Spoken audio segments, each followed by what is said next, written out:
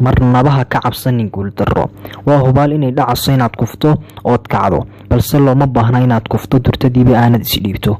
dadka ka cabsada guuldarradu waxay lumiyeen fursadda guusha. ha ka baqan guuldarro, balse waa arag inay tahay barbilowga guusha. runtii ma garan karo sababta aynu uga baqanano guuldarro, waayo guuldarradu waa qayb ka mid ah hannaanka aynu ku gaari karno guusha. waa loo baahan yahay inaad fashilanto mararka qaarkood si aad casharro cusub u qaadato, waayo ma helo guusha qof aan guuldarro u diyaar ahayn, balse dadaal iyo dhiiranaan la yimaada. waxaa jirta murti Soomaaliyeed oo tidhaahda shimbirtu kama cabsato laanta ay saaran tahay, iskumana hadlayso laanta, balse garbaheeda ayaa isku hadlaysa. ku kalsoonow naftaada iyo awoodaha Ilaahay ku siiyey ee dheeraadka ah.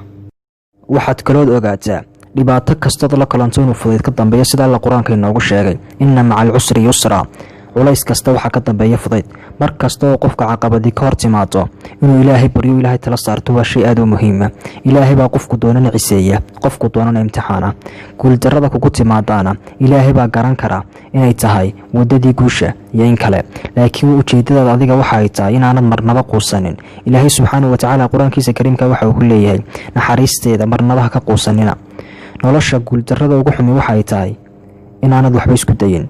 guuldarrada ugu xumi maaha inaad shay ama hawl ku guuldarraysato. waxa aanan ku leeyahay weligaa hankaaga iyo himiladaada dheere, hiigsa meel sarrayso, hadafkaaga gaar yeel, noolee hankaaga oo rajadaada hawlgeli.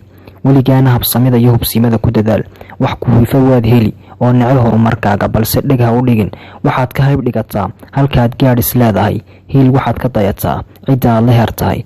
weligaa naftaadana ku hogaami diinto, ha hilmaamin islaamnimo.